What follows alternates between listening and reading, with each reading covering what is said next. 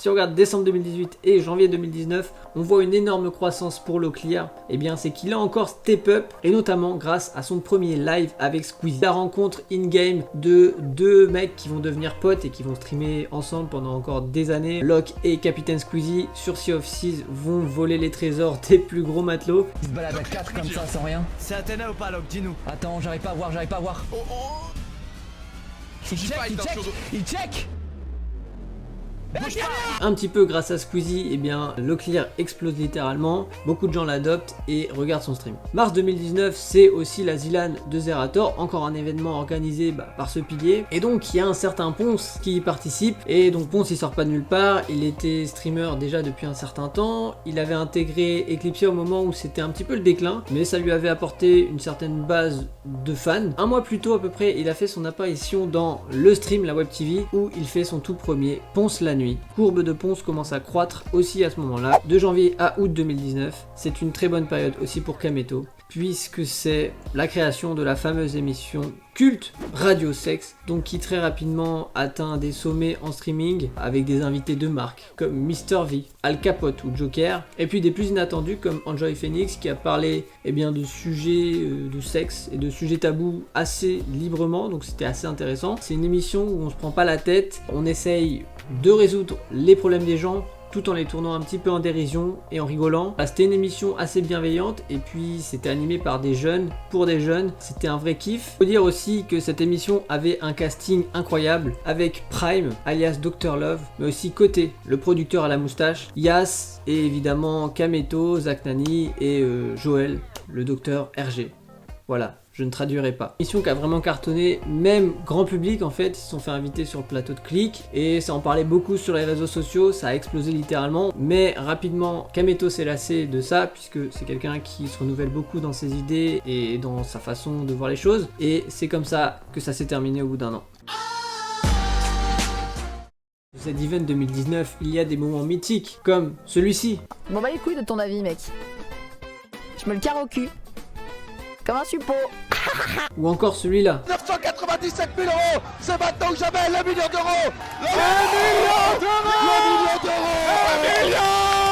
C'était plus envie. 2, 1. Bravo. Mesdames et messieurs, je vois des larmes, beaucoup de larmes. Oui, au montage, j'ai rajouté des plans que j'ai regardés après, mais que j'avais pas prévu de mettre forcément, donc j'espère que vous m'en voulez pas trop. Et aussi l'arrivée de Squeezie dans le Z-Event, qui va permettre de lever encore plus de fonds en faisant des raids, ce qui ne se faisait peut-être pas forcément avant. Et les raids consistent à ce que toute la communauté d'un certain streamer ou de plusieurs aille se regrouper sur le stream d'un autre et lui envoyer des dons tout simplement pour qu'il atteigne ses donation goals. Et bien les raids ont commencé en 2019, notamment grâce à l'intervention de Squeezie qui a fait les 400 coups avec Locklear. Locklear qui est devenu officiellement l'agent 107. Quel âge? Tu as quel âge? Tu as quel âge? Vite, tu as quel âge? Mais non!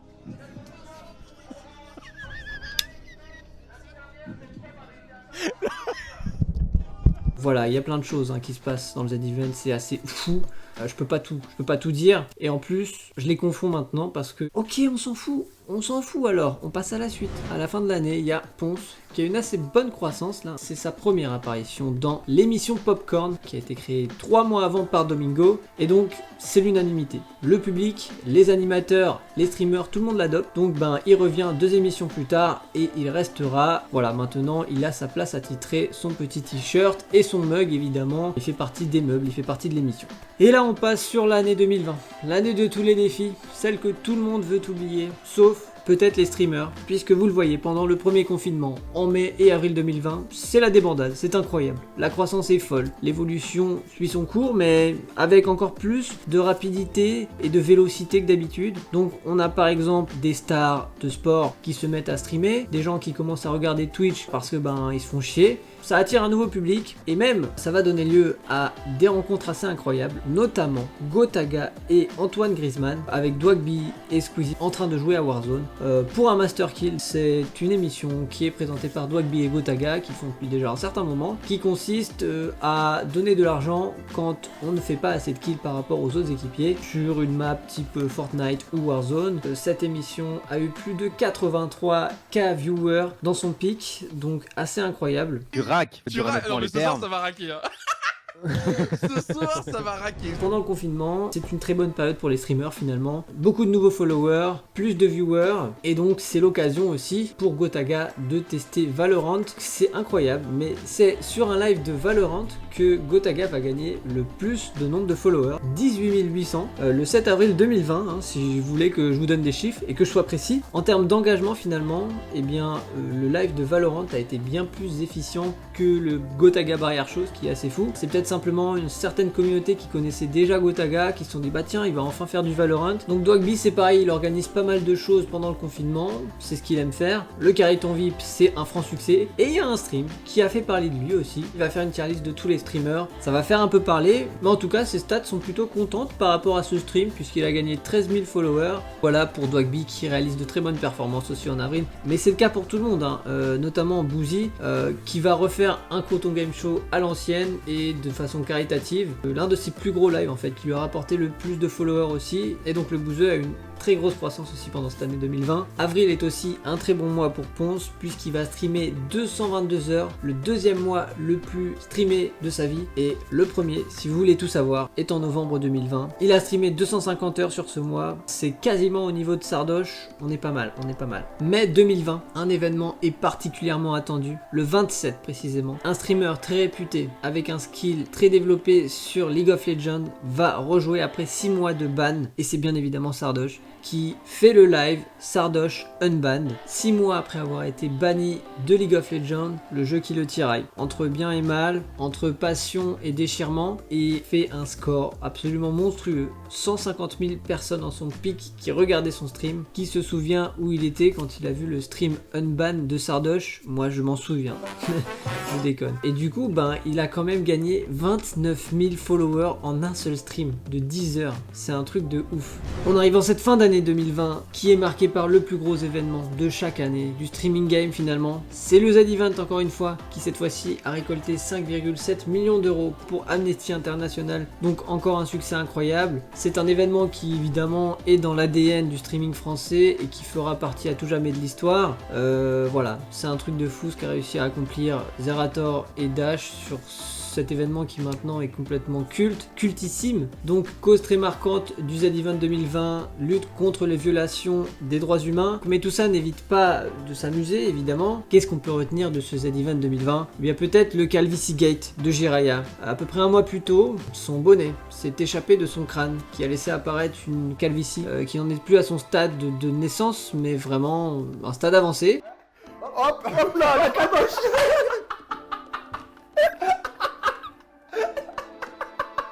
J'ai jamais vu historique, mesdames et messieurs, la cale.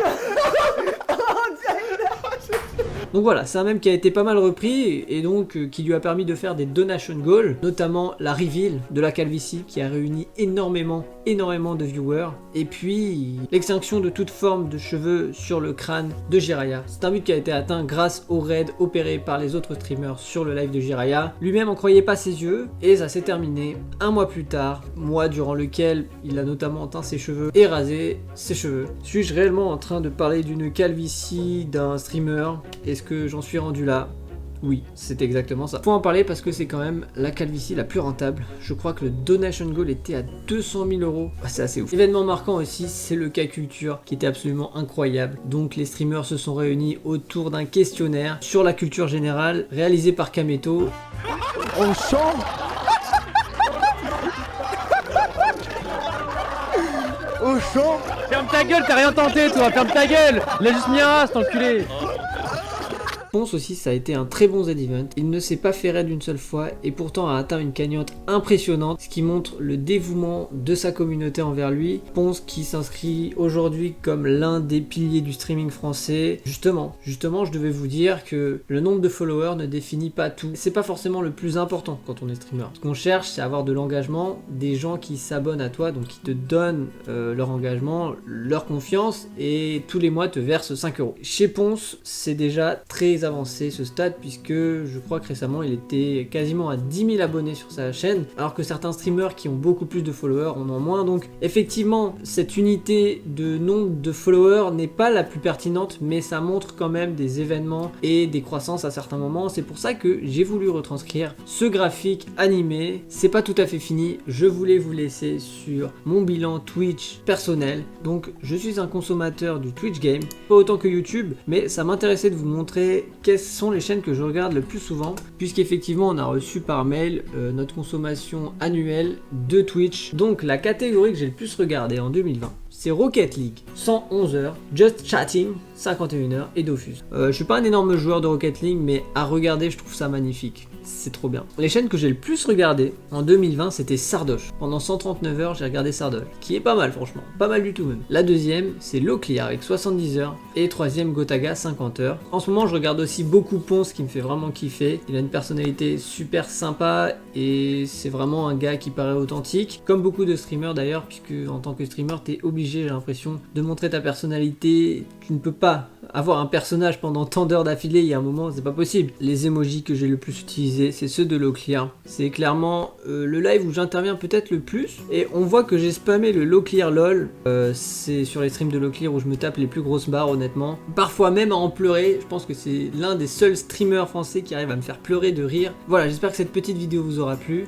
Si c'est le cas, n'hésitez pas à poser votre like. Et puis sur ce, je vous dis ciao.